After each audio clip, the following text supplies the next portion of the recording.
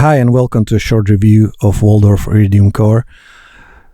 Core is a smaller brother to desktop IRIDIUM, but it has the same engine, sounds the same, and can load the presets from both big IRIDIUM and Waldorf Quantum.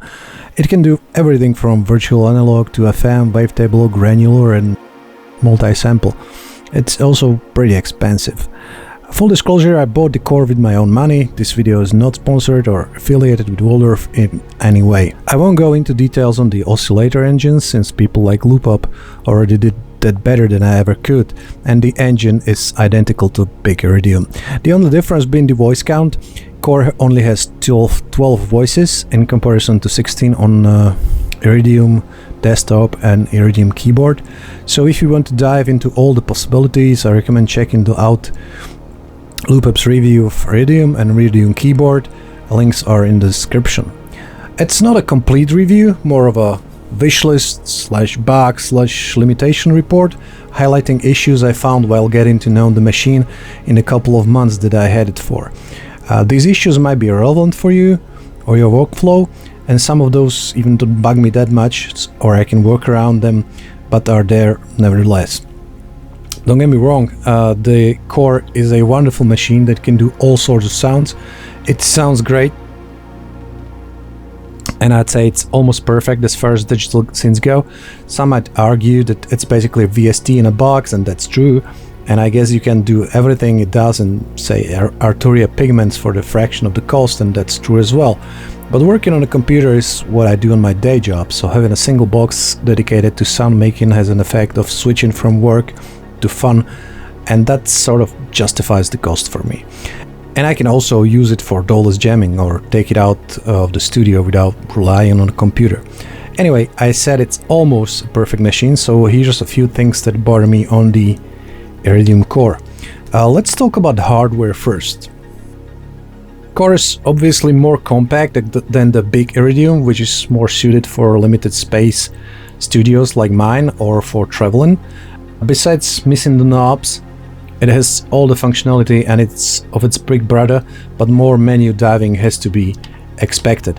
The connections are the same as on a big IRIDIUM, except for the MIDI connections are on TRS-A, which I actually prefer, and it has less CV/clock connections for modular gear, which I don't use at all, so fine by me. There's only two things that I have issues with. The SD card slot doesn't line up perfectly with the case, so when inserting the SD card, especially when it's on desk like this and I'm reaching behind, and this happened to me twice, it's pretty easy to miss the slot and just, I'm not sure you can see this, and push the card past the slot through the gap between the card slot and the case, causing the card to fall into the machine. Luckily the machine is pretty easy to open. It's just 4 screws, 2 on each side. And while digging out the SD card, I used the chance to take a few photos on the inside. So if you want to know how the IRIDIUM Core looks inside, here they are. The power connector is the other thing. It's pretty non-standard mini DIN 4 pin, similar to S-Video connectors from the 90s. It's sturdy and all, but I'd like to see more common barrel connector, or since we're talking expensive gear here, the sort of lockable XLR connectors like seen on UAD boxes, for example. Anyway, when experimenting with running the Core from a power bank, I had to come up with a DIY adapter with the MIDI DIN connector on one end and standard barrel connector on the other hand, and well, it works with a power bank that can supply 12 volts. So that's that.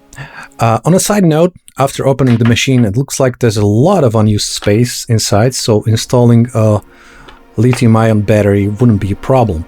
I love modding my machines with batteries, like the cordboard here that I added a battery to, so it's wireless. So maybe once the warranty runs out on the Core, yeah, we'll see about the battery. Okay, let's talk about the pad sequencer. The pad sequencer on a big IRIDIUM works as a polyphonic note sequencer. On the core it's limited to 8 steps, obviously, because it only has 8 pads in comparison to 16 on a big IRIDIUM, which is fine considering the size restrictions, but currently there seems to be a firmware issue I'm told the devs are aware of, and it simply doesn't work. I mean, it does work. I can play back the sequence, but strangely it stops after the first run and doesn't loop like on the big IRIDIUM. Parameter sequencer has 8 parameter lanes that can have a lot of parameters as destination. However, the movement cannot be recorded live as far as I know, only edited on the screen like this, which is, I guess, fine. What bugs me more though is that the parameter sequencer, although it has its own page, is always tied to the note sequencer. So creating something like a transgated pad sequence using params for volume or filter cutoff or such is a no-go, because the note sequencer has to be running, thus repeating the notes.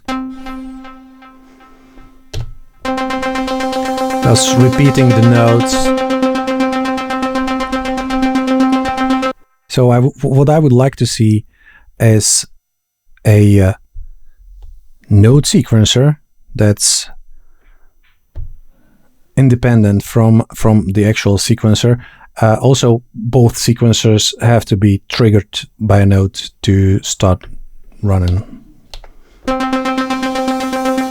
There's no free run on the P sequencer.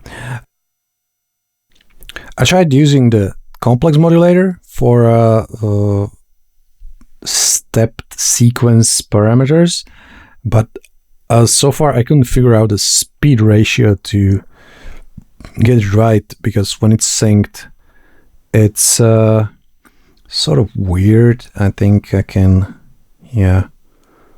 use this.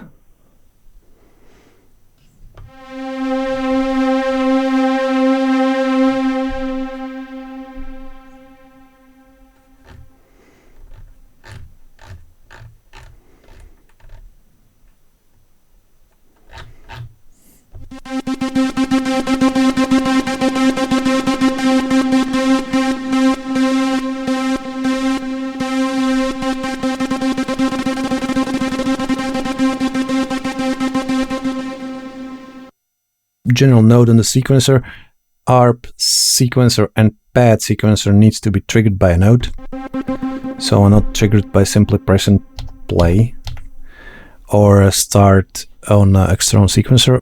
Also, if external sync is selected on the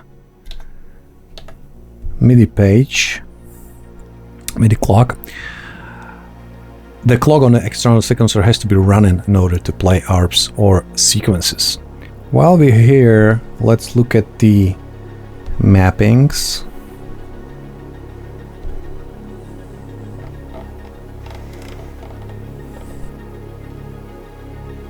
So, CCs. All parameters on the core can be mapped to a MIDI CC, and there's a lot of them. I asked Waldorf support for a complete list, but they weren't very keen on handing them over, so I gave it some thought and managed to get them all. This is how. When you map a parameter to external CC control, I'm using the Faderfox EC4 here, because it has a screen with names for each knob and a bank. The mapping gets written to MIDI map file on IRIDIUM, and this file can be exported to SD card. When you look at the file on computer, it's basically a CSV file with CC numbers in one column and controlled parameter number in second column. No indication of the parameter name though. But when you open the mapping page on IRIDIUM,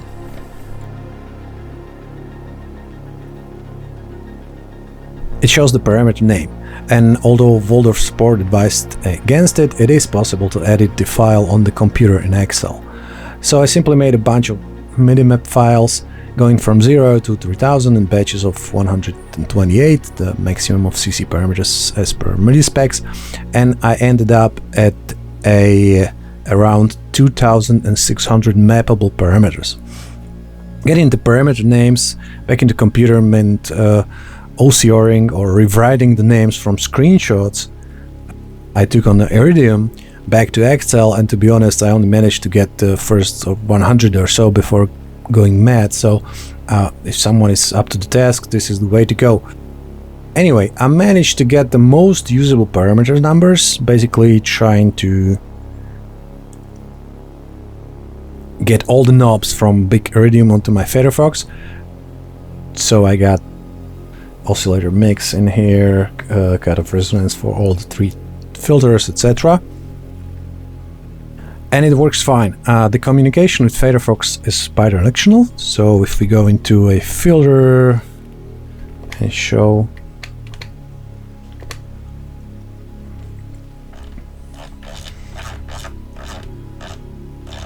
so as I change the cutoff filter 1, the actual value is sent to Firefox. So when I get back to controlling it from the Firefox, there are no jumps of values. So far so good, but the CC mapping is global for the whole synth. You see, IRIDIUM is modern timbral, and it has 3 different modes.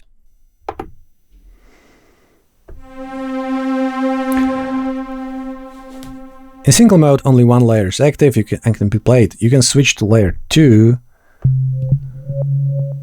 but it automatically shuts off the layer 1, so it's more like having another preset on speed dial. In layered mode, both layers are playing simultaneously and are being controlled by 1 MIDI channel. In split mode, you can play 2 presets independently on different MIDI channels, but the CC map is global. This basically means the CC mapping is effectively only usable in single mode or in split mode for layer 1 effects. IRIDIUM has 5 effect slots for each layer, which is great. Also, the effects algorithms are pretty usable. However, each effects type can only be used once. So when I select reverb in FX slot 5, it gets automatically removed from the other slot. If I select it over here, it removes it from the other slot. This is fine for things like phaser or chorus, but for my dab techno ambient productions, I often use multiple delays in series, so it'd be great if I could use each slot for whatever effects I like. I understand that things like reverb are more CPU hungry than others, so maybe limit reverb to 1 instance, but I don't see a reason why I couldn't have a reverb and 4 delays. So here's a wishlist item. Also, it'd be great if EQ had the same analyzer screen as filters do, so you can see the frequency spectrum that you're tweaking with the EQ. Similar to a compressor, which I think has nice graphics with gain reduction, which is awesome. The pads can play single notes or chords,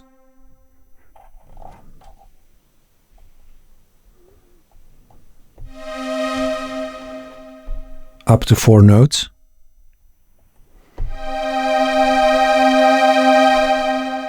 Which is great for previewing the sounds. You can set up your own notes or chords for each of the pads and even save your creation as a preset. I don't have any here. However, the setting gets lost when changing presets, so when I load the different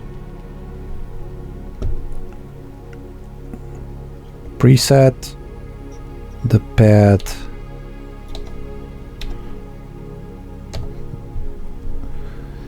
gets reset to default, which is a chromatic scale.